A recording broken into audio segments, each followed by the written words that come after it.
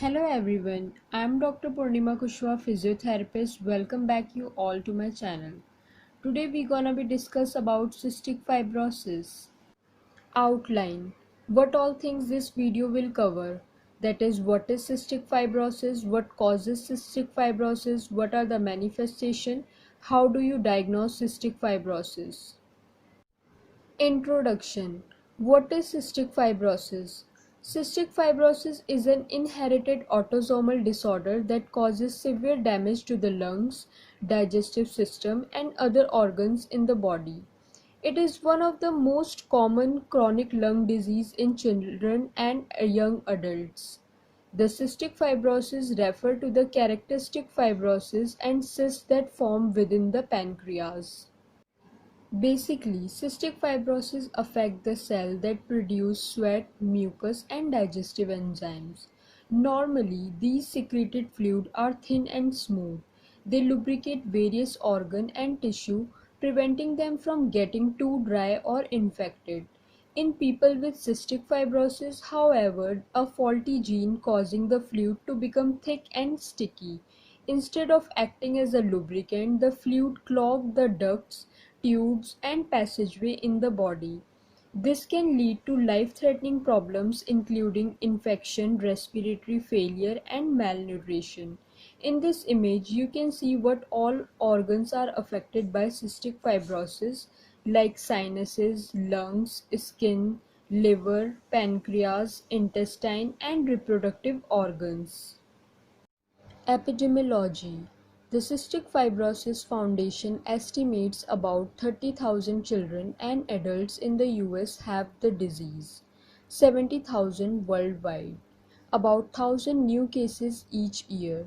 Most common lethal hereditary disease among Caucasian.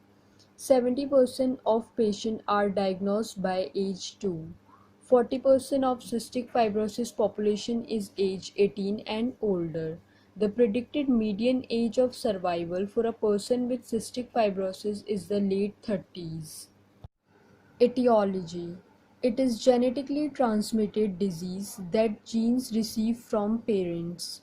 The most common mutation, delta F508, is a deletion of 3 nucleotides that result in a loss of the amino acid phenylalanine at the 508th position on the protein.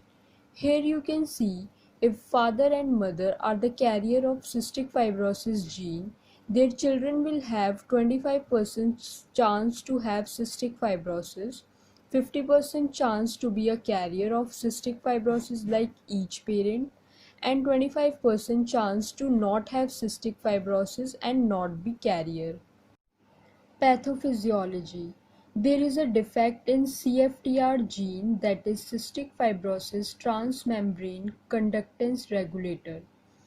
CFTR is expressed largely in epithelial cell of airways, the gastrointestinal tract including the pancreas and biliary system, the sweat gland and the genitourinary system. It functions as a chloride channel and has other regulatory functions. The alteration in chloride transport is associated with production of abnormally thick secretion in glandular tissues. The lung, bronchiole, and the pancreatic ducts are primarily affected, often resulting in progressive destruction of these organs. The result is that these secretions are retained and obstruct airway in the pancreatic and biliary duct and in the vas deferens, leading to desiccation of proteinaceous secretion and obstruction. Salt is not retrieved from the isotonic primary sweat as it is transported to the skin surface, makes skin salty.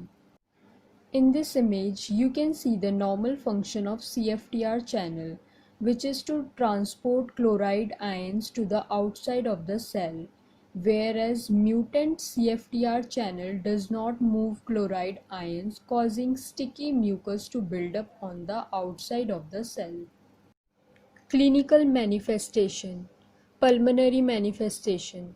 The thick and stick mucus associated with cystic fibrosis clog the tube that carry air in and out of the lung.